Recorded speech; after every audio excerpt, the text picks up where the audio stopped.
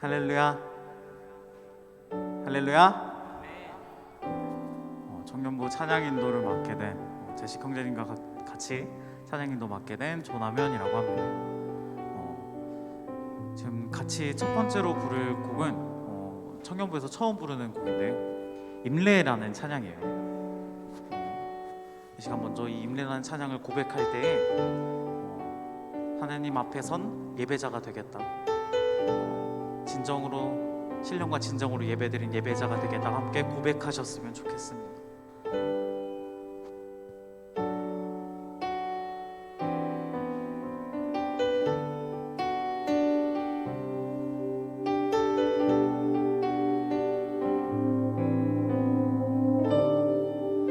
우리 모두 예배하는 자 되어 온전히 영과 진리로 주를 예배하자.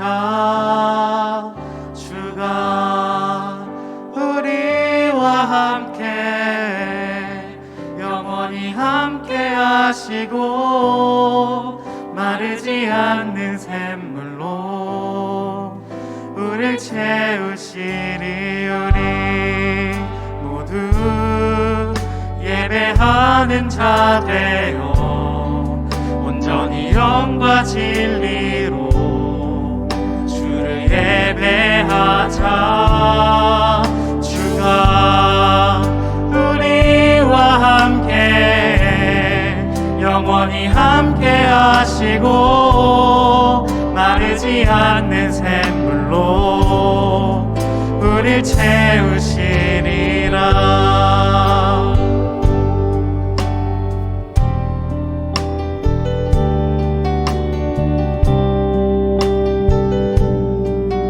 다시 한번 고백합니다. 우리 모두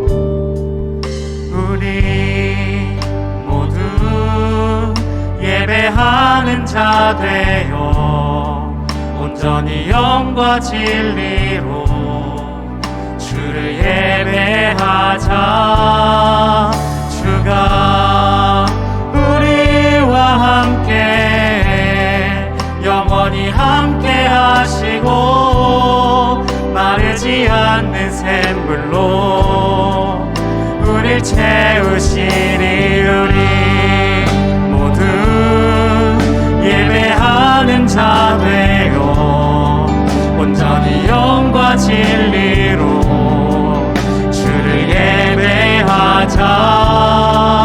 주가 우리와 함께 영원히 함께 하시고 마르지 않는 샘물로 우릴 채우시리. 우리 모두 예배하자.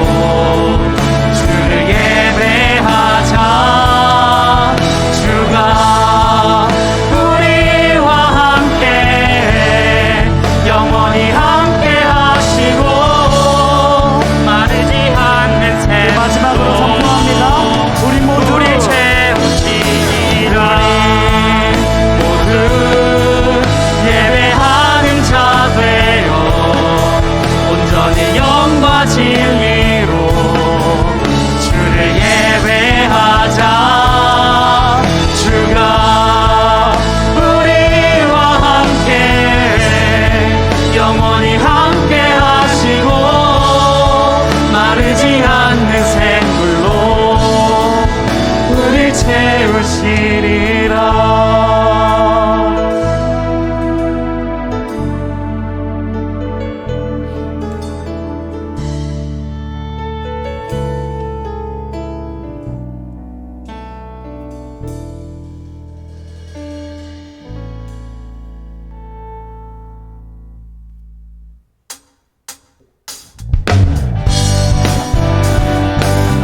이 시간 기쁨으로 함께 박수치며 이렇게 찬양하며 나아갑시다. 할렐루야.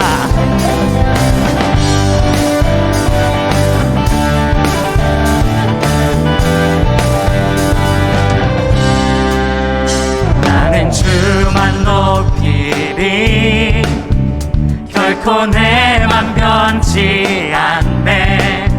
세상 모든 권세 모든 영광 십자가 앞에 다 버리고 나의 충성과 내 헌신 내 모든 소망 오직 예수. 나무에 달려 주를 징그럽게 오직 우리 주께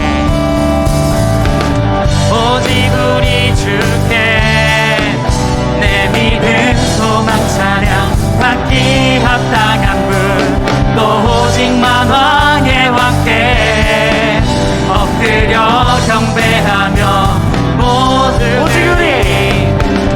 오직 우리 주께 내 믿음 소망 찬양 받기 합당한 분 또 오직만 왕의 왕께 엎드려 경배하며 모두들이 나를 지으시고 아버지 되시며 나를 구원하사 하늘에 상 주신 오직 우리 주님께 나 찬양하리.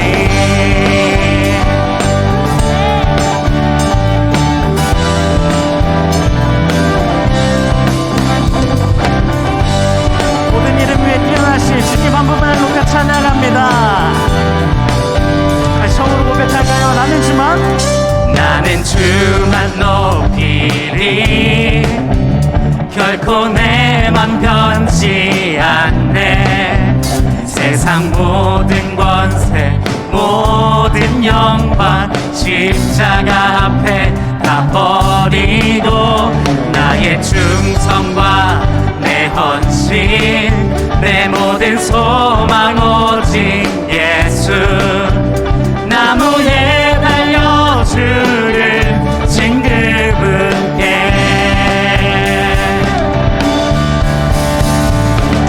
오직 우리 주께 내 믿음 소망 찬양 받기 합당한 분 또 오직만 왕의 왕께 엎드려 경배하며 모두들이 오직 우리 주께 내 믿음 소망 찬양 받기 합당한 분 또 오직만 왕의 왕께 엎드려 경배하며 모두들이 나를 지으시고 아버지 되시며 나를 구원하사 하늘에 상 주신 오직 우리 주님께 나 찬양하리.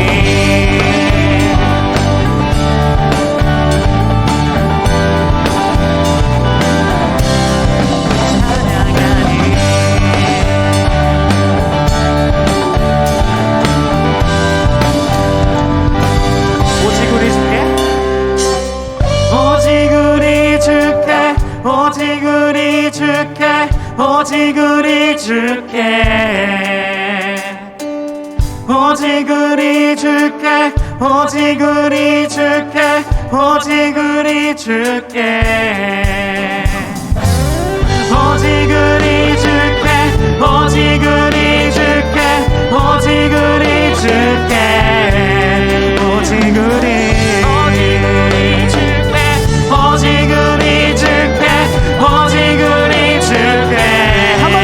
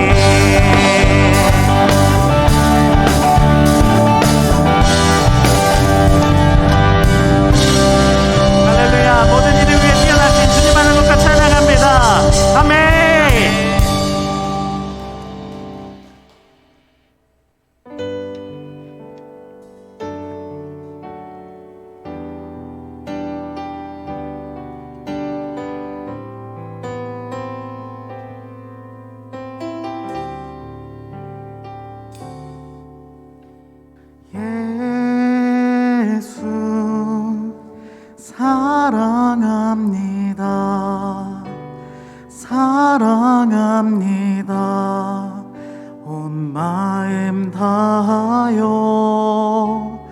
오직 주님 한 분만 간절히 더 원합니다. 예수 사랑합니다. 예수 사랑합니다. 사랑합니다. 온 마음 다하여 오직 주님 한 분만 간절히 더 원합니다. 넘쳐나네 넘쳐나네 주를 향한 내 속에 갈망이 주님께로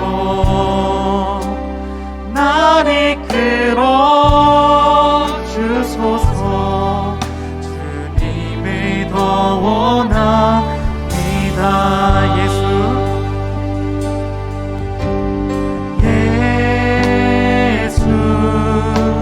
사랑합니다. 사랑합니다. 온 마음 다하여 오직 주님 한 분만 간절히 더 원합니다. 예수 사랑합니다.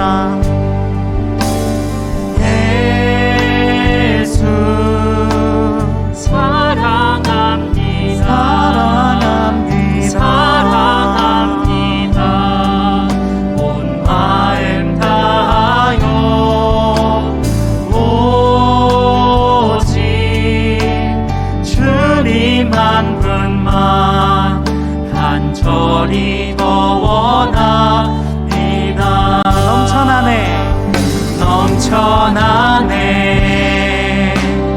넘쳐나네 주를 향한 내 속에 갈망이 주님께로 날 이끌어 주소서. 주님을 더 원합니다.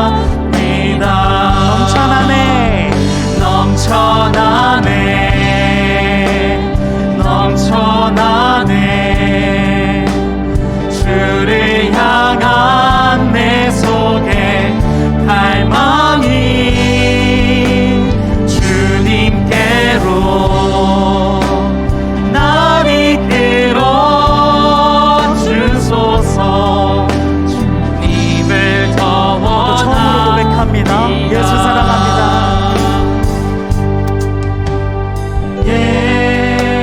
예수 사랑합니다. 사랑합니다. 온 마음 다하여 오직 주님 한 분만 간절히 더 원합니다.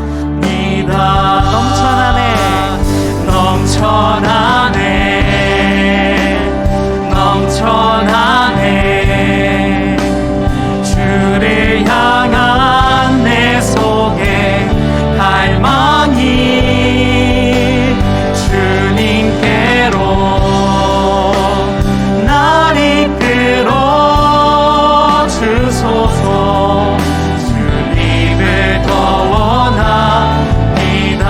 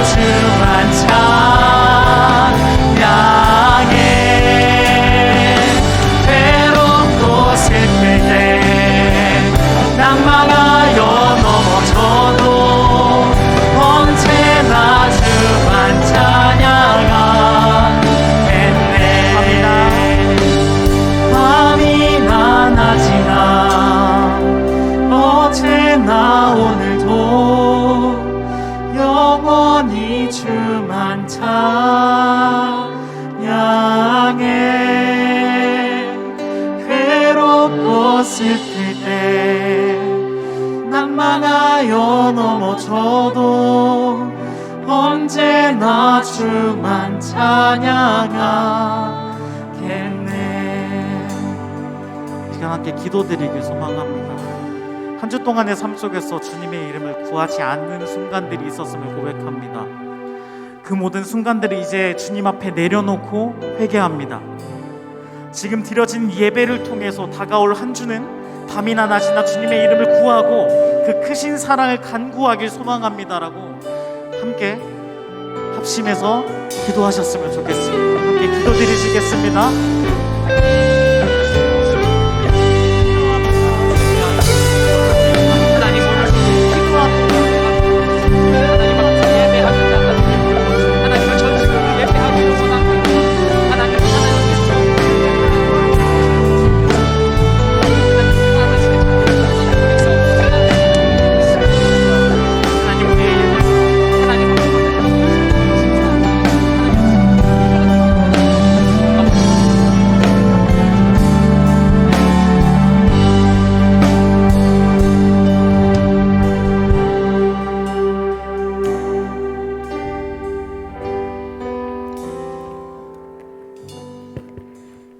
기도하겠습니다.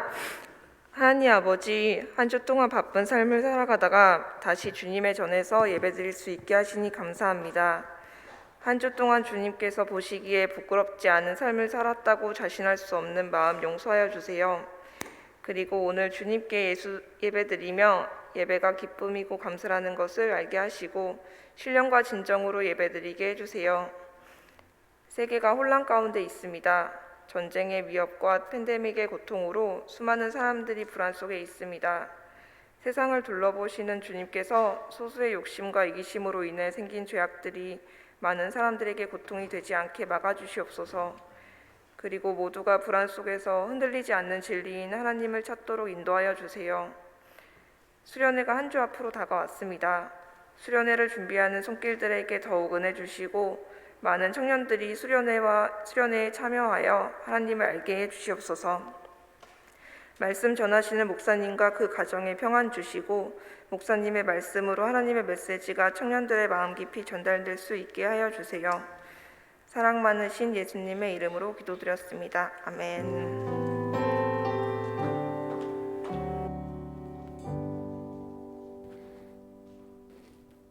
샬롬 비소청 광고 시작하겠습니다.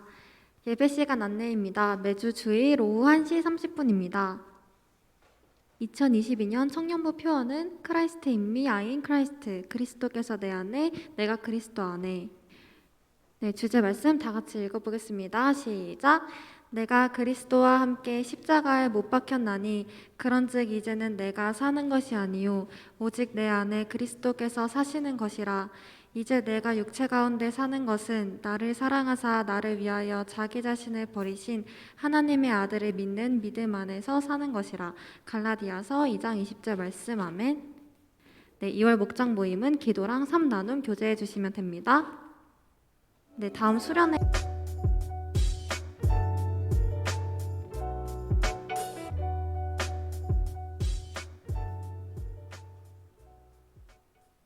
네, 다음 슬라이드 띄워주세요. 네, 주제는 더 프레임이고 일시는 2월 25일부터 27일 3일간 진행합니다. 주제 말씀 다 같이 읽어보겠습니다. 시작. 그의 안에서 건물마다 서로 연결하여 주 안에서 성전이 되어가고 너희도 성령 안에서 하나님이 거하실 처소가 되기 위하여 그리스도 예수 안에서 함께 지어져 가느니라. 에베소서 2장 21절에서 22절 말씀. 아멘. 네, 다음 넘겨주세요. 네, 팜플렛이고 다음 넘겨주세요.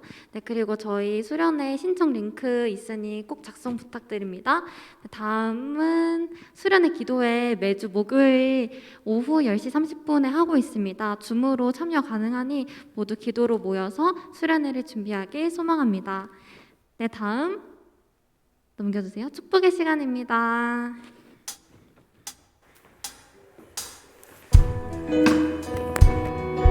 네, 우리 서로에게 손을 뻗어서 서로를 축복하도록 하겠습니다. 네, 옆 사람 바라보시면서 함께 축복합시다.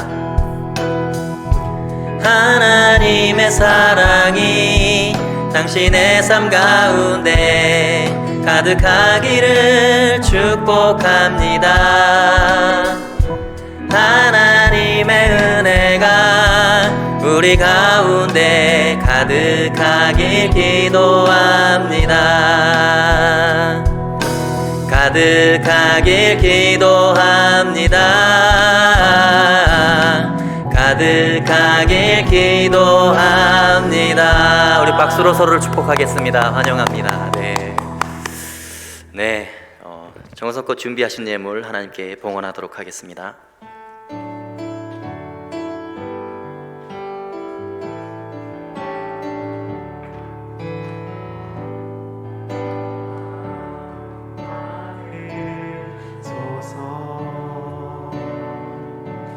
오셔서 주님의 저소산을 소서. 나의 전부이신 주여 내 맘을 받아주소서. 살아계신 하나님 아버지, 우리에게 거룩한 주일을 허락하시고 하나님을 예배하는 예배의 자리로 나오게 하심에 감사를 드립니다. 오늘 드려지는 주일 청년부 예배를 통하여 하나님께만 영광을 돌릴 수 있도록 은혜 내려주시고, 또한 무너져 있는 우리의 믿음과 쇠약해져 있는 우리의 마음을 성령의 능력으로 회복시켜 주시옵소서. 준비되어지고 있는 수련회를 주님 손에 올려드립니다. 많은 청년들이 기대하는 마음으로 참여하고 또 준비할 수 있도록 은혜 내려 주시옵소서. 예배를 섬기는 모든 찬양팀, 임원, 그리고 방송실 음향, 또한 청년들을 양육하는 우리 목자들을 주님 손에 올려드립니다. 그들의 앞길을 열어주시고 인도하여 주시옵소서. 섬김을 통하여 더욱 하나님을 깊이 알아갈 수 있는 은혜 내려 주시옵소서. 이 시간 작은 예물을 거룩하게 구별하여 주님께 올려드립니다. 쓰이는 곳마다 주의 향기와 사랑과 복음의 은혜가 흘러가게 하여 주시옵소서. 감사하며 살아계신 우리 주 예수 그리스도의 이름으로 기도하옵나이다. 아멘.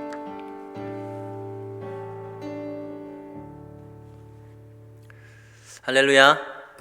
네, 우리 하나님께 영광의 박수 올려드리겠습니다. 주님을 찬양합니다. 주님을 경배합니다. 네, 여러분 잘 오셨습니다. 한 분 한 분 여러분들을 축복합니다. 또 온라인으로 참여하고 있는 청년 여러분에게도 동일한 하나님의 은혜가 이 시간 함께 내려지기를 간절히 소원합니다. 네, 여러분 찬양팀을 수시로 모집하고 있습니다. 그래서 보컬이라든지 싱어라든지 아니면 또 악기로 섬길 수 있으신 분들은 찬양팀으로 지원해 주시면 같이 섬겼으면 좋겠습니다. 그리고 수련회 여러분들 신청 아직 하지 않으신 분들이 많으신데요, 신청해 주셔서 같이 기도하고 기대하는 마음으로 함께 참여해서 정말 하나님께서 우리에게 어떤 말씀을 주시고 또 지금 이 시기 가운데 우리 청년들에게 어떻게 하나님이 은혜 주시고 어떻게 삶을 인도해 가실지를 이번 수련회를 통해서 하나님의 말씀 가운데로 우리가 푹 빠져들었으면 좋겠습니다. 그래서 하나님께서 주시는 은혜 충만하게 누릴 수 있도록 수련회를 위해서 기도해 주시고 많이 참여해 주시면 감사하겠습니다. 그리고 4월 3일에 세례식이 있습니다. 그래서 여러분들 이 장년부 주보에 보면 이 세례식 안내가 나와 있는데요, 세례 교육이 3월 6일부터 27일까지 4주간 진행이 됩니다. 그래서 여러분들 세례를 받으셔야 될 분, 또 하나님 앞에 믿음으로 세례받기로 결단하시는 분들은 우리 임원들이나 또 밖에 안내하시는 분들에게 말씀해 주시면, 또는 신청서가 필경대 위에 있기 때문에 여러분들 신청서 작성하셔서 나가다가 사무실에 간사님께 제출해 주시면 저희가 진행하도록 하겠습니다. 세례식을. 네. 하나님께서 오늘 우리에게 주시는 말씀입니다. 사도행전 11장 26절에서 30절의 말씀입니다. 사도행전 11장 26절에서 30절의 말씀, 저와 여러분이 한 절씩 교독하시면서 하나님의 말씀을 봉독하겠습니다. 만남에 안디옥에 데리고 와서 둘이 교회에 1년간 모여 있어 큰 무리를 가르쳤고, 제자들이 안디옥에서 비로소 그리스도인이라 일컬음을 받게 되었더라. 그때 선지자들이 예루살렘에서 안디옥에 이르니 그 중에 아가보라 하는 한 사람이 일어나 성령으로 말하되 천하에 큰 흉년이 들리라 하더니 글라우디오 때에 그렇게 되니라.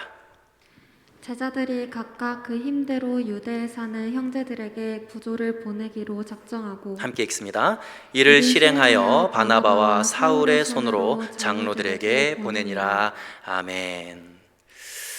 네, 오늘 말씀의 제목은 고난을 바라보는 시각이라는 제목입니다. 고난을 바라보는 그리스도인들의 시각이 어때야 되는지 오늘 본문을 통해서 여러분들과 함께 나누기를 원합니다. 오늘 본문의 배경이 되는 곳은 여러분 초대교회입니다. 초대교회. 불과 우리가 몇 년 전만 해도 다시 초대교회로 돌아가자, 초대교회로 돌아가야 된다, 여러분 이런 슬로건을 외치고 이런 캐치프레이즈를 가지고 막 이렇게 외쳤던 거 여러분 기억하시나요? 여러분 초대교회로 돌아가자, 이게 무슨 말일까요? 저 같으면 안 돌아갈 것 같아요. 여러분 초대교회로 돌아가자니요, 이게 무슨 말입니까? 초대교회는 여러분 문제투성이 교회였어요. 처음 교회라는 것을 하다 보니까 시스템이 전혀 없고 조직도 갖추어지지 않았습니다. 그리고 너무나 정치적인 핍박이 강했어요. 그리고 아직 성경이, 신약 성경이 완전히 쓰여지지 않았기 때문에, 정립되지 않았기 때문에 하나님의 뜻이 뭔지 모르는 상황이었습니다. 그러니까 교회가 어떤 방향으로 가야 되는지, 어떻게 이끌어 가야 되는지 알 수가 없는 그런 어려운, 혼란스러운 상황이었던 거죠. 그러면서 핍박은 계속 가중이 됩니다. 얼마나 핍박이 심했냐? 스데반이 죽임을 당하고 예루살렘에 있는 모든 그리스도인들이 도망가고 세계 각지로 그리스도인들이 다 흩어져 버리는, 다 숨어서 살아야 되는 그런 비극이 진행되고 있어요. 근데 그렇게 박해를 받는 중에도 그리스도인들이 각지로 흩어지면서 그것을 통해서 예수님의 말씀이 이루어지지 않습니까? 땅끝까지 이르러 내 증인이더라, 복음을 전파하라 라고 하는 그 예수님의 지상 대명령이 그들을 통해서 이루어지게 되는 것이죠. 그리고 또 안디옥에서 어마어마한 사람들이 부흥이 일어납니다. 예수를 믿고 돌아오는 사람들이 너무나 많은 거예요. 그래서 기적적으로 부흥이 일어나서 이 바나바와 사울이 거기에 머물면서 목회를 하면서 그 안디옥 교회를 조금 안정화시키나 싶더니 이게 웬걸요, 전 세계적으로 큰 흉년이 들어가지고 전부 다 굶어 죽을 지경에 놓이게 된 거예요. 경제적인 큰 시련을 겪게 되는 것입니다. 그것이 오늘 본문의 배경이에요. 여러분 생각해 보세요. 이 초대교회가 얼마나 어려웠겠습니까? 그 정도에서 그치는 줄 알았더니 오늘 본문 다음 장인 사도행전 12장으로 넘어가면요, 헤롯이 갑자기 예수 믿는 사람들을 다 칼로 죽이겠다고 협박을 합니다. 다 잡아 죽이겠다고. 그래서 결국은 결국은 요한의 형제 야고보 사도가 헤롯에게 순교를 당해요. 칼로 목을 베임을 당하는 것이죠. 핍박이 막 가중되는 거예요. 그러니까 초대교회가 이제 막 탄생을 해서 자리를 잡아가고 뭔가 교회다운 면모를 갖추려고 하는데 하나님이 숨 쉴 틈을 안 주시는 거예요. 고난이 막 중첩되어서 인재에다가 자연재해에다가 정치적인 핍박에다가 교회가 아주 그냥 박살이 날 지경인 거예요. 그러면 여러분 도대체 왜 하나님이 이런 상황을 허락하시냐는 거예요. 여러분 이해가 되세요? 이제 막 교회가 신생교회가 막 탄생해서 하나님의 복음을 전하고 하나님의 뜻을 전하고 세계를 복음화시키려고 하는데 왜 하나님이 이런 엄청난 고난을 연거푸 주시는 것일까요? 여러분 이런 상황은요, 하나님의 교회가 일어나고 하나님의 나라가 세워질 때는 늘 항상 이런 프레임 속에서 세워진다는 걸 반드시 기억하십시오. 도대체 왜 이런 일이 있을까? 그것은 고난과 시련을 통해서 하나님께서 우리에게 준비하신 특별한 선물이 따로 있기 때문이에요. 기회가 있다는 거예요. 여러분 하나님은 우리로 하여금 절대로 손해보게 하시는 분이 아니세요. 우리가 한 가지가 어려워진 것 같으면 다른 측면에서 또 다른 엄청난 은혜가 예비되어 있습니다. 그것이 하나님의 섭리인 거예요. 오늘 본문을 통해서 첫 번째 우리가 생각해야 될 것은 이것입니다. 우리의 고난은 하나님의 섭리 안에 있는 고난이다라는 거예요. 여러분 고난을 볼 때, 여러분들이 문제를 바라볼 때, 갈등을 바라볼 때 가장 중요한 전제가 한 가지 있어요. 그건 뭐냐면 어떤 고난도 하나님이 모르는 고난이 없다. 그건 뭐냐면 어떠한 고난도 하나님의 다 주권 안에 있다는 거예요. 모두 다 하나님의 섭리 안에 있다라는 것이죠. 여러분에게 일어나는 모든 상황과 여러분이 겪는 모든 일들은 여러분 하나님의 눈을 절대로 비껴갈 수가 없어요. 그것이 누구의 잘못이든 그것이 자연재해이든 질병이든 거기에는요 놀라운 하나님의 측량할 수 없는 간섭이 있다는 거예요. 계획이 있다는 것입니다. 하나님의 큰 틀 아래에 일부에 불과한 거예요. 여러분 하나님의 섭리 안에 있다는 믿음이 있으면 우리는 문제 앞에서 절망하지 않고 용기를 낼 수 있습니다. 우리가 고난의 상황, 시련의 상황, 내가 전혀 생각하지 못했던 상황들이 벌어졌을 때 우리가 두렵고 우리가 굉장히 고민하고 절망하는 이유가 뭐예요? 그 고난이 하나님 밖에 있다고 생각을 하기 때문에 그래요. 하나님의 계획 밖에 있는 고난을 내가 당하고 있다고 생각하면 여러분 두렵습니다. 절망하는 거예요. 좌절합니다. 그러나 그 고난이 하나님의 계획이었고 하나님의 섭리다라고 생각하면 어떠한 시련이 와도 우리는 하나님 앞에서 새로운 용기를 얻을 수가 있는 것이죠. 실제로 오늘 어떤 일이 있었는가 28절의 내용인데요. 28절의 내용을 다시 한번 읽어보겠습니다. 시작. 그 중에 아가보라는 한 사람이 일어나 성령으로 말하되 천하에 큰 흉년이 들리라 하더니 글라우디오 때에 그렇게 되니라. 여러분, 하나님께서 이 아가보라고 하는 선지자를 통해서 그의 입을 통해서 세계적인 큰 재앙이 오고 기근이 오고 경제적인 위기가 올 것이다, 흉년이 올 것이다 라고 말씀을 하셨다는 건 뭐예요? 하나님이 이미 알고 있다는 거예요. 하나님 모르고 계시다는 게 아니에요. 그리고 그렇게 말씀하신 이유가 뭐겠어요? 내가 다 알고 있으니까, 내 주권 안에 있고 내 섭리 안에 있고 내 계획 안에 있으니까 염려하지 말아라. 이것은 내 허락 없이는 도저히 이루어질 수 있는 일이 아니다. 그러니까 절망하지 말라라고 하나님이 말씀하시는 거예요. 다만 너희가 할 수 있는 한 힘을 다해서 헌신만 해라. 왜 이런 일이 생겼냐고 절망하거나 낙심하지 말아라. 좌절하지 말라는 거예요. 여러분, 우리가 어떤 문제를 직면했을 때 꼭 기억해야 될 것이 바로 이런 것입니다. 내가 이해할 수 없다고 해서 잘못된 게 아니에요. 내가 손해보는 일이기 때문에 그 일이 있어서는 안 되는 일이라고 생각하면 안 된다는 거예요. 하나님 나라의 전체적인 관점에서 보면 우리가 알 수 없는 하나님의 깊은 계획과 섭리와 의도가 있다는 거예요. 다만 고난을 겪고 있는 내가 그걸 모르고 있을 뿐이에요. 그러나 개인으로 보면 여러분 너무나 죽을 지경이죠. 너무나 고통스럽고 힘듭니다. 예를 들어서 여러분, 요셉이라는 사람을 아시죠? 요셉이 애굽의 총리가 되었을 때 이 7년 대기근이 일어나잖아요. 전 세계 사람들이 굶어 죽을 지경이 되어버립니다.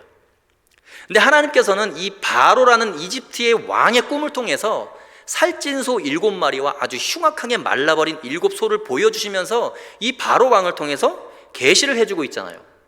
근데 바로 왕은 본인이 그걸 깨달을 수가 없으니까 하나님의 사람 요셉을 통해서만 그 꿈을 해석할 수 있도록 하나님이 계시를 해주시는 거예요. 그것이 뭐를 의미하는 것이냐면 이 7년간의 풍년이나 7년간의 재앙은 하나님이 이미 다 알고 계시고 하나님이 계획하시고 주권적으로 역사하시는 하나님의 뜻이 있다는 거예요. 해결할 방법을 하나님이 갖고 계신다라는 것을 우리에게 말씀하시는 거예요. 고대 근동의 큰 흉년의 재앙을 통해서 요셉이라는 인물을 하나님께서 그 시대 구원자로 세워놓으시고 그를 통해서 야곱의 가족, 이스라엘의 12지파가 형제간에 서로 죽이려고 하고 원망했던 갈등을 풀어서 해결해서 야곱의 형제들이 하나가 되어서 이스라엘을 번성하게 만드는 것, 그것이 하나님 나라의 일이라는 것을 보여주고 계신 거예요. 그 7년의 기근을 통해서, 그 사건을 통해서.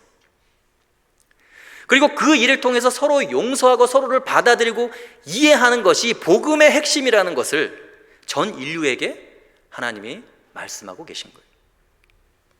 그 사건 이후에 이스라엘 백성들이 다 애굽으로 들어가게 만드시잖아요. 그리고 애굽 땅 안에서 그들이 어떻게 됩니까?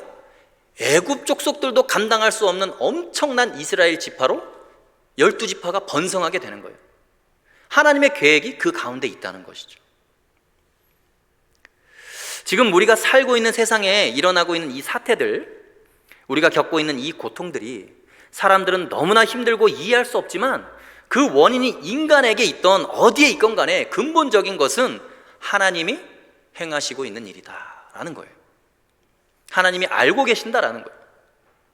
여러분, 사실 이렇게 말하는 거 굉장히 위험해요. 그렇지 않습니까? 아니, 모든 책임을 하나님께 돌리다니요. 여러분 생각에는 어떠신 것 같아요? 그러나 이건 성경에서 이렇게 이야기를 하고 있는 거예요. 제 얘기가 아니에요. 여러분, 세계사적인 일도 다 마찬가지라는 거예요. 그럼 개인적인 일은 어떨까요? 여러분, 지금 여러분이 열심히 기도하고 착하게 살아도 정말 내가 원치 않는 구조 속에서, 관계 속에서 상처를 받고 있을 때, 남이 보기에도 정말 한심하게 보이는 비참한 지경이 되었을 때 다른 사람이 전부 다 너 예수 믿는다면서 왜 그 지경이냐, 왜 그런 삶을 살고 있냐 라고 이야기를 할 때 여러분, 하나님이 나를 잊어버려서 그런 거예요? 하나님이 내가 당하고 있는 고난을 지금 몰라서 내가 이러고 있냐는 거예요. 그렇지 않다는 거예요. 거기에는 분명히 하나님의 뜻이 있다는 거예요. 하나님의 섭리가 있다는 거예요. 성경은 이것을 굉장히 강하게 이야기를 하고 있어요. 온통 성경에는 여러분 그런 이야기들밖에 없어요. 예를 들어서 한나라는 여자를 아실 거예요. 결혼했는데 아이를 갖고 싶은데 아이가 안 가져지는 거예요. 그때 성경은 그 상황을 어떻게 표현하고 있냐면 사무엘상 1장 5절에서 6절인데 5절 말씀 한번 보시죠. 함께 읽어보겠습니다. 시작. 한나에게는 갑절을 주니 이는 그를 사랑함이라. 그러나 여호와께서 그에게 임신하지 못하게 하시니. 자, 남편은 한나라는 여인을 사랑했어요. 너무나 사랑했습니다. 그런데 하나님은 한나에게 어떻게 하신다고요? 그에게 임신하지 못하게 했다. 자, 원인이 뭐 때문이에요? 원인 누구 때문입니까? 한나가 이렇게 고통받는 이유가 뭐예요? 하나님 때문이라는 거예요. 결국 간절히 기도하게 해서 한나가 한 아이를 낳게 돼요. 그럴 때 그 낳은 아이가 누구예요? 사무엘이에요. 사무엘. 그 시대에 하나님께 완전히 바쳐진 사람이에요. 왜냐하면 자기가 낳은 게 아니라는 거예요. 하나님의 은혜로 낳았으니까, 하나님의 사람이니까 당연히 자신의 자녀가 아니라 하나님께 바치게 되고, 그 사람을 통해서 이스라엘의 절망적인 상황, 영적으로 타락한 그 시대를 구원하는 하나님의 일을 행하는 사람으로 쓰임받게 되는 거예요. 한나 개인에게는 왜 하나님이 나에게 이러시냐고, 너무나 괴로워서 막 술 취한 여자처럼 울고 그랬어요. 그랬지만 그 고통이 하나님의 깊은 섭리 가운데 진행되고 있었다는 거예요. 예를 들어서 라헬이라는 여인이 있어요, 여러분. 남편이 야곱이죠. 근데 야곱은 라헬을 사랑했지만 아이가 안 생기는 거예요. 그래가지고 남편 야곱에게 막 화를 냅니다. 왜 나에게 아이를 안 생기게 해서 원망을 막 이렇게 하는 거예요. 내가 왜 이 지경이 되었냐. 그러니까 야곱이 뭐라 그러냐면 화가 나가지고 이렇게 얘기해요. 그게 내 탓이냐 하나님 탓이지? 하나님이 너의 태의 문을 안 열어주는 걸 내가 어떻게 하라고. 하나님이라는 거예요, 원인이. 창세기 30장 1절에서 2절입니다. 함께 읽어보겠습니다. 창세기 30장 1절에서 2절 읽어보겠습니다. 시작. 라헬이 자기가 야곱에게서 아들을 낳지 못함을 보고 그의 언니를 시기하여 야곱에게 이르되 내게 자식을 낳게 하라. 그렇지 아니하면 내가 죽겠노라. 야곱이 라헬에게 성을 내어 이르되 그대를 임신하지 못하게 하시는 이는 하나님이시니 내가 하나님을 대신하겠느냐. 자, 그대를 임신하지 못하게 하는 분이 누구예요? 하나님이시라는 거예요. 여러분, 우리 인생에서 내가 원하는 것이 이루어지지 않고 결핍을 느끼고 왜 내게 이런 일이 있습니까? 하는 그 아픔들이 지금 누가 그렇게 하는 거라고요? 야곱이 한 게 아니에요. 한나의 남편인 엘가나가 그렇게 한 게 아니에요. 하나님이시다라고 성경은 이야기를 합니다. 왜요? 왜 그러실까요? 그 일을 통해서 어마어마한 하나님의 메시지를 인류에게 전하기 위함이에요. 라헬이 아이를 낳지 못하는 고통을 겪었기 때문에 그래서 누가 태어났냐? 요셉이 태어난 거예요. 요셉이. 그 사람은 라헬이 낳은 게 아니라 누가 낳은 거예요? 하나님이 낳은 거예요. 그걸 라헬에게 알려주기 위함이에요. 하나님이 보낸 사람이라는 것을 깨닫게 하려고. 그래서 그 아이를 통해서 인류를 구원하는 일이 일어나게 되는 거예요. 그래서 여러분, 때로 우리는 고난을 겪을 때가 있어요. 열심히 수고한다고 착하게 산다고 여러분 사랑만 받는 거 아니에요. 좋은 일만 일어난다는 게 아니에요. 신기하게도 여러분, 내가 하나님 앞에 헌신하면 헌신할수록 더 큰 고난이 있어요. 고난이 많습니다. 근데 그것 때문에 그 고난 속에서 하나님이 주신 기회가 있다는 거예요. 하나님의 간섭하심을 느낄 수 있다는 거예요.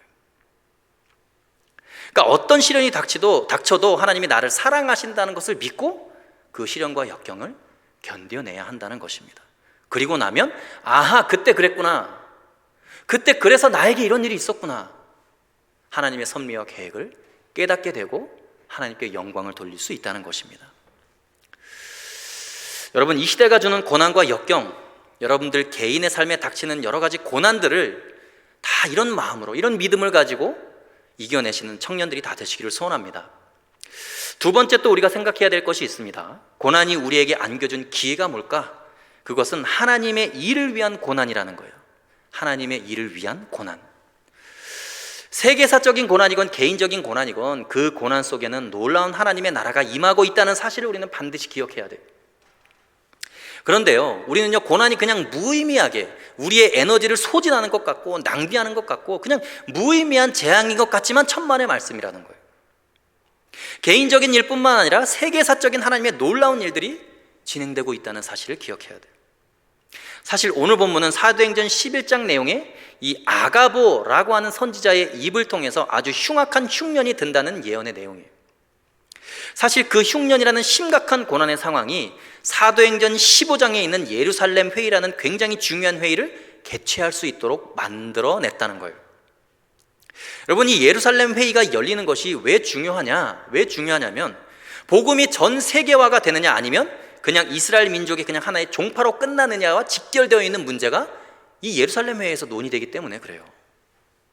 전 세계로 예수 그리스도의 사랑이 증거될 수 있느냐 아니면 그냥 유대교회, 유대인의 한 종교로 끝나느냐 하는 전 인류의 구원과 관계되는 아주 중요한 회의가 15장에서 이루어지는데, 이루어지게 하는 이유가 뭐냐면 바로 오늘 아가보 선지자 입을 통해서 일어나는 기근 때문에 그렇다는 거예요. 이 예루살렘 회의에서 이방인에게 복음이 전파될 수 없다는 결론이 내려졌다면 우리는 지금 전부 다 다른 종교 믿고 있을 거예요. 여러분, 이 자리에 없을 겁니다. 복음을 듣지 못했을 거예요.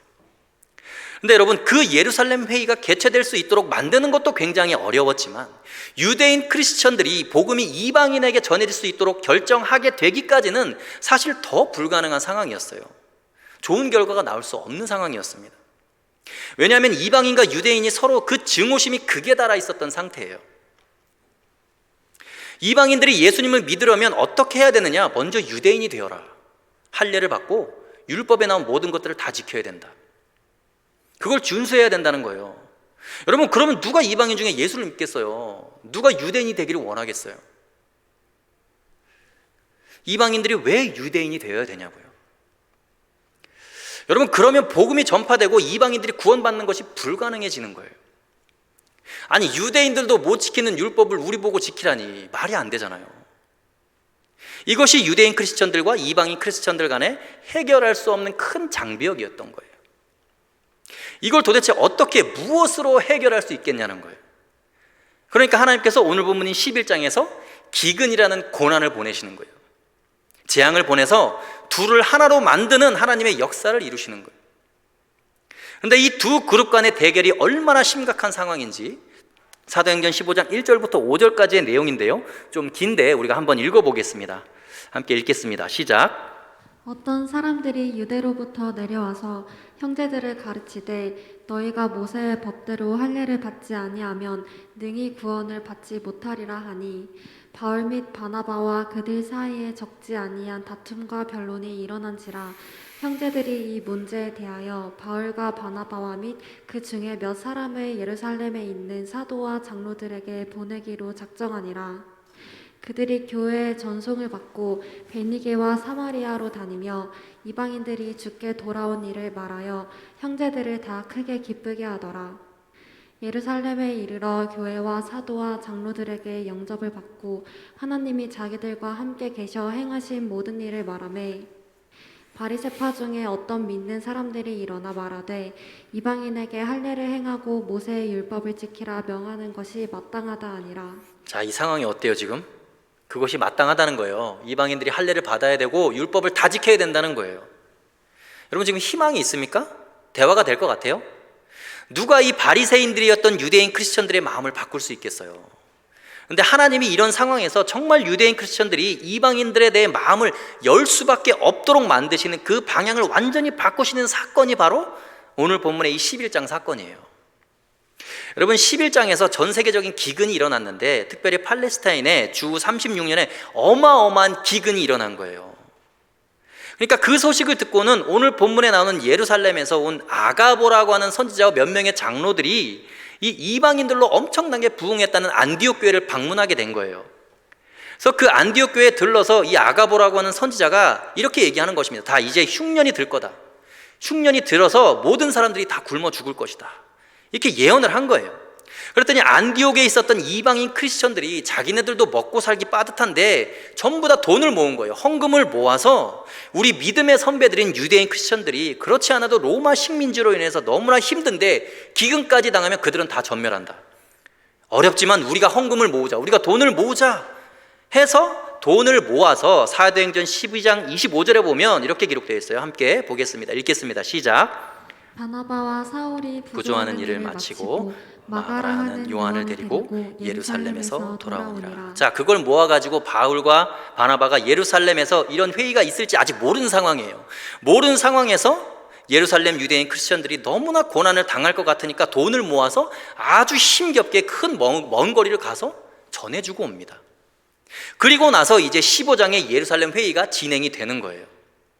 그러면 지금 11장에 아가보를 비롯해서 장로들이 몇 명이 가서 그 이방인 크리스천들이 안디옥 교회들이 자신들을 위해서 그 어려운 중에도 한 가족처럼 동료를 가지고 자신들의 어려움을 감수하면서 유대인 크리스천들을 위해서 헌금을 하는 것을 직접 눈으로 목격했잖아요. 봤잖아요. 그러니까 반대하는 바리새인 출신이나 야고보나 요한이나 예루살렘 회의를 주도하는 중직자들에게 이 이야기를 다 한 거예요. 실제로 바나바와 바울이 헌금을 주고 갔어요. 그러니까 유대인 리더십들의 마음이 다 열리는 거예요. 이방인들이 오히려 우리보다 낫다. 저분들이 우리를 저렇게 생각하고 있구나. 정말 우리가 한 가족이구나. 이미 하나님 안에서 한 가족이 된 거예요. 그러니까 마음이 열린 상태에서 회의를 진행하니까 예루살렘 회의의 결론이 너무나 아름답게 결의가 된 거예요. 할례 안 받아도 된다. 율법 다 안 지켜도 된다. 다만 몇 가지만 지켜달라. 우상 숭배하지 말고, 음행하지 말고, 목매어 죽인 것과 피 흘려 죽은 짐승 먹지 말아달라. 그러면 예수 믿고 우리가 한 형제 자매가 될 수 있다. 다 구원받을 수 있다. 라고 그 교리를 채택하게 된 거예요. 여러분, 다시 말해서 만약에 이 흉년과 기근이 없었더라면 예루살렘 회의는 여러분 하나만화예요.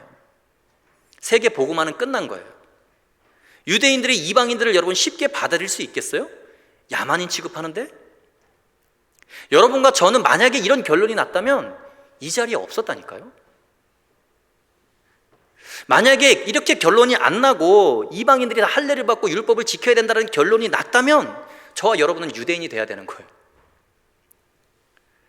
여러분, 그걸 누가 지킬 수 있겠어요? 구원의 길이 없어지는 거예요. 그러니까 여러분, 꼭 우리가 잊지 않아야 됩니다. 고난 속에서 하나님의 일이 진행되고 있다는 거예요. 서양 속담에 이런 말이 있습니다. 흐르는 냇물에서 돌들을 치워버리면 그 냇물은 노래를 잃어버린다. 무슨 얘기죠? 흐르는 시냇물에 돌들을 다 치워버리면 시냇물이 졸졸졸졸 흐르는 소리가 사라진다는 거예요. 노랫소리가 없어진다는 것입니다. 우리의 시련과 고난 속에는 예수 그리스도의 진리와 복음이 노래하는 아름다운 소리들이 숨어 있다는 거예요. 사실 곤경과 역경이 친구들을 만들어내는 거예요. 사람을 가깝게 만든다는 것입니다. 존 콜린스라고 하는 분이 이런 얘기를 했어요. 순경 중에는 친구가 우리를 알고 역경 중에는 우리가 친구를 안다. 순탄한 환경 중에서는 여러분 친구들이 우리를 알아봐요. 내가 잘 나갈 때는 여러분 친구들이 막 찾아와요. 근데 역경 중에 내가 고난을 겪으면 진정한 친구가 누구인지를 우리가 알게 된다는 거예요. 누가 나의 진짜 친구인지 알게 된다는 거예요. 그래서 여러분, 교회가 어려워질 때, 공동체가 흔들리고 도움이 필요할 때 누가 진짜 친구인지, 누가 진짜 교인인지, 누가 진짜 교회를 사랑하는지, 하나님을 사랑하는지 알게 된다는 거예요. 마크 트웨인이라는 분이 또 이런 얘기를 했어요. 친구의 본래 임무는 당신의 형편이 나쁠 때 당신을 편들어주는 것이다. 당신이 좋은데 있을 때에는 누구나 당신 편을 들 것이다. 여러분, 진짜 친구는요, 그 친구가 잘못되어 있을 때 더욱 그 친구를 가까이에서 그 친구를 붙잡아 주는 거예요. 그냥 버리고 떠나는 게 아니에요. 좋을 때는 누구나 친구가 되어줍니다. 진짜 친구는 어려울 때 알 수 있는 거예요. 그러니까 우리에게 어떤 고난이 있고 서로에게 아픔이 있고 역경이 있다는 것은 무엇을 의미하는 거냐면 지금부터 하나님의 일을 감당하라라는 사인인 거예요. 하나님의 일은 순탄하고 모든 것이 완벽하게 갖추어진 곳에서 일어나는 게 아닙니다. 여러분, 그러므로 우리에게 고난이 있다는 것은 지금 하나님의 일이 우리가 알 수는 없지만 진행되고 있다는 거예요. 우리 속에 악이 들어오고 사탄이 들어오게 되면 반드시 키즈라는 역사가 있게 돼요. 왜냐하면 거룩하게 만들려고, 우리로 하여금 진짜 서로 사랑하게 만들려고, 중요하지 않은 것들, 본질적인 것들이 아닌 것들 때문에 갈등하고 힘들어하는 상황들이 이제는 아무것도 아니고 고난을 통해서 그것을 죽느냐 사느냐의 문제로 그냥 몰아넣어서 하나님께서 서로가 하나 되게 만드신다는 거예요. 여러분, 지금 전 세계를 보세요. 우크라이나를 사이에 두고 여러분 엄청난 전쟁의 기운이 감돌지 않습니까? 그 외에 수많은 경제 전쟁들, 서로 어떻게 하면 자기의 나라가 더 많이 쌓아두려고, 더 많이 모아두려고, 얘 친구도 원수가 되는 국제 정치와 외교의 상황이 타락하는 모습을 하나님이 지금 그냥 두고 보실 수가 없는 거예요. 그러니까 하나님이 개입하시는 거예요. 세계적인 고난이라는 문제로 몰아넣어서, 그것이 코로나든 오미크론이든 전쟁이든 사느냐 죽느냐의 문제로 몰아넣어서 다 뒤집어 놓으시는 거예요. 서로가 이해하고 사랑할 수밖에 없도록 만드시는 거예요. 여러분, 우리나라도 마찬가지예요. 조금 여유가 생기고 숨통이 조금만 트이면 그렇게 갈등 구조로 갈 수가 없는 거예요. 근데 여러분, 정말 다 죽을 지경이 한번 되어보세요. 재앙이 닥치면 하나가 되게 돼 있어요. 우리는 고난 때에 이 말씀을 기억해야 합니다. 이사야서 55장 8절에서 9절인데요. 함께 읽어보겠습니다. 시작. 이는 내 생각이 너희의 생각과 다르며 내 길은 너희의 길과 다름이니라. 여호와의 말씀이니라. 이는 하늘이 땅보다 높음같이 내 길은 너희의 길보다 높으며 내 생각은 너희의 생각보다 높음이니라. 그러니까 여러분, 생각으로 절망하지 말라는 거예요. 쉽게 행동하지 말라는 거예요. 왜요? 하나님의 더 높은 섭리가 있다는 걸 믿어야 된다는 것이죠. 그래서 고난이 주는 기회가 있고 거기에 하나님의 일이 진행되고 있다는 거예요. 거시적인 입장에서 내 인생을 바라볼 수 있는 그런 담대한 사람들이 돼야 된다는 것이죠. 여러분, 하나님은 우리에게 고난을 허락하시지만 그 고난 속에서 우리가 걸어가야 될 길을 열어주시고 우리의 영적인 성숙과 우리를 하나님의 사람으로 만들어 가신 하나님의 계획이 있다는 거예요. 이 땅에 와서 그냥 맛있는 거 잘 먹고 그냥 명품 옷 잘 걸치고 좋은 차 타고 그냥 그렇게 살다 가는 인생이 아니라, 우리를 통해서 하나님의 나라가 이 땅 가운데 이루어지고 어둠의 권세들이 물러가고 사탄의 세력들이 무너지는 일들을 이루기를 원하시니까 우리에게 고난이 있는 거예요. 하나님이 그렇게 말씀하셨어요. 우리는 사람과 경주하는 존재들이 아니라 말과 경주하는 사람들이 되기를 원하시는 거예요. 그래서 고난이 있는 거예요. 여러분, 우리는 고난이 아니면 절대로 성숙할 수가 없어요. 성장할 수도 없습니다. 이 시대가 어려움이 있을 때 그 고난 때문에 우리는 그분의 살아계심을 경험하게 되는 거예요. 그래서 시편 119편 71절의 시인이 이렇게 고백합니다. 한번 읽어보겠습니다. 시작. 고난당한 것이 내게 유익이라. 이로 말미암아 내가 주의 율례들을 배우게 되었나이다. 여러분, 고난당하는 것이 뭐라고요? 내게 유익이라. 여러분, 아멘 하실 수 있어요? 여러분에게 이런 믿음이 있습니까? 어쩔 수 없습니다. 여러분, 이게 진리예요. 성경이 이걸 얘기하고 있어요. 고난당하는 것이 우리의 유익이다. 고난당하는 것이 내게 유익이다. 여러분, 그래서 뭐를 배우는 거예요? 하나님을 배우고 하나님의 능력을 배우고 하나님의 살아계심을 깨닫는 거예요. 하나님의 일을 우리가 행할 수 있게 되는 거예요. 그러니까 여러분, 고난 앞에서 낙심하지 마십시오. 코로나가 아니라, 오미크론이 아니라 더 큰 것이 와도 여러분 절망하지 마십시오. 우리는 고난을 통해서만 성장할 수 있어요. 우리는 고난의 때 서로를 가장 사랑할 수 있는 기회가 될 수 있어요. 여러분, 우리는 고난의 시절에 나의 진짜 친구가 누구인가, 누가 진짜 하나님의 사람인가를 알 수 있어요. 끝까지 떠나지 않고 붙잡아주는 사람들. 여러분, 누군가 어려움을 겪고 있다면 끝까지 도와주시고 사랑하셔야 됩니다. 그리고 그 사람과 함께 고난에 동참할 수 있어야 돼요. 그게 예수님께서 우리에게 바라시는 거예요. 결국 우리가 행하는 그 일들은 하나님의 일이 될 거예요. 우리를 통해서 하나님이 그 계획을 이루어 가시는 것입니다. 모르겠습니다. 여러분들이 어떤 상황에 놓여 있고 여러분들이 어떤 고난과 역경을 헤쳐나가고 있는지 저는 잘 몰라요. 근데 한 가지 확실한 것은 성경이 그렇게 얘기하는 거예요. 여러분들의 고난을 통해서 여러분들의 영적인 성장과 성숙이 있는 거예요. 그리고 여러분들의 고난을 통해서 하나님은 여러분들이 알지는 못하지만 거시적인 관점에서의 하나님의 일을 행하고 계십니다. 하나님은 죽지 않으셨어요. 하나님은 살아계십니다. 다만 고난을 겪는 우리가 감당하기가 힘들고 어렵고 고통스러울 뿐이에요. 그래서 그걸 붙들고, 하나님의 말씀 붙들고 하나님을 붙들고 그 고난을 이겨내는 것이 우리로 하여금 하나님의 일을 감당하게 하시는 거예요. 꼭 그렇게 고난과 역경을 거시적인 관점으로, 나의 개인적인 관점이 아니라 하나님의 관점으로 바라보시고 끝까지 인내와 역경으로 하나님의 일들을 감당하시고 이루어내는 여러분들 되시기를 주의 이름으로 소원합니다. 시간 함께 기도하겠습니다.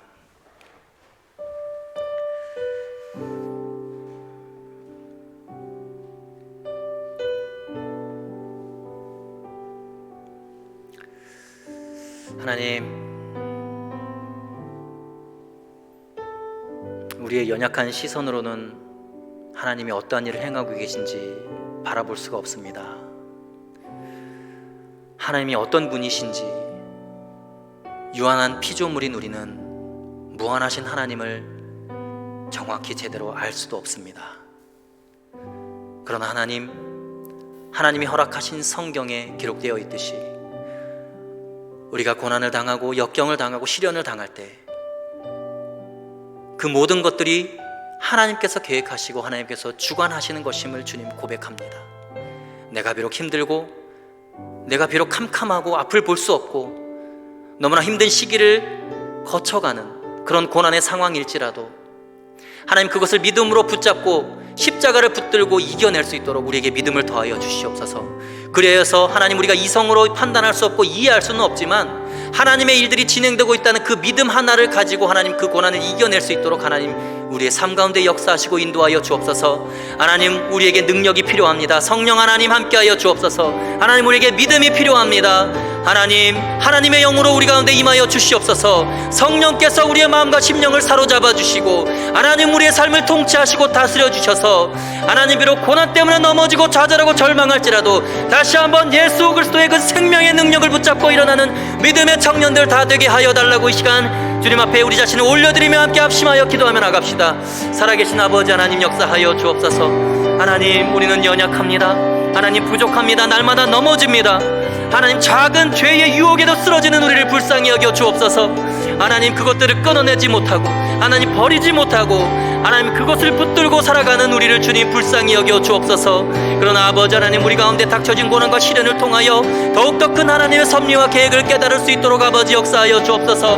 하나님, 우리의 믿음의 눈을 들어 주님을 바라보게 하시고 하나님께서 주시는 능력 있는 시각으로, 거시적인 관점으로 하나님의 입장에서 하나님, 우리의 닥쳐진 상황들을 해석하고 바라보며 성경적인 관점으로 아버지 하나님, 그것을 바라볼 때에 하나님, 나 개인의 유익이 아니라 하나님의 능력과 하나님의 일들이 이루어지는 관점으로 바라보게 하여 주셔서 우리에게 닥쳐진 고난들, 역경들, 시련들 모두 다 예수 그리스도의 능력과 그 이름으로 하나님 이겨낼 수 있도록 주님 붙잡아 주옵소서. 거룩하신 아버지 하나님,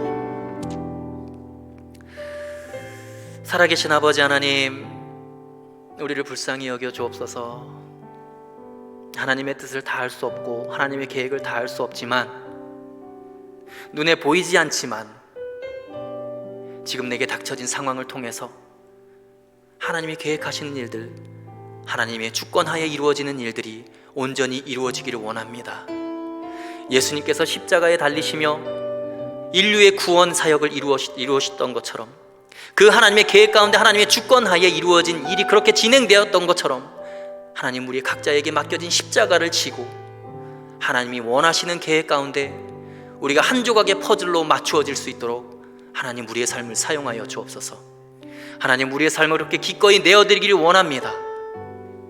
이 시대의 청년들의 삶이 정말 세상 것을 바라보고 세상을 부러워하는 그런 인생들이 아니라 하나님의 계획을 바라보고 그 원대하고 크신 하나님의 놀라운 계획 가운데 우리가 사용되어질 수만 있다면 그것에 헌신하며 그 계획 가운데 우리를 내어드릴 수 있는 헌신된 나실인과 같은 믿음의 청년들 다 되게 하여 주옵소서. 하나님, 이제 한 주간의 삶이 시작됩니다. 한 주간의 삶 또한 하나님 순간순간 개입하시고 매일매일 우리를 불기둥으로 구름기둥으로 인도하시는 살아계신 하나님을 경험할 수 있는 그런 한 주간의 삶이 될 수 있도록 하나님, 우리를 붙잡아 주옵소서. 역사하여 주옵소서. 우리를 인도하여 주옵소서.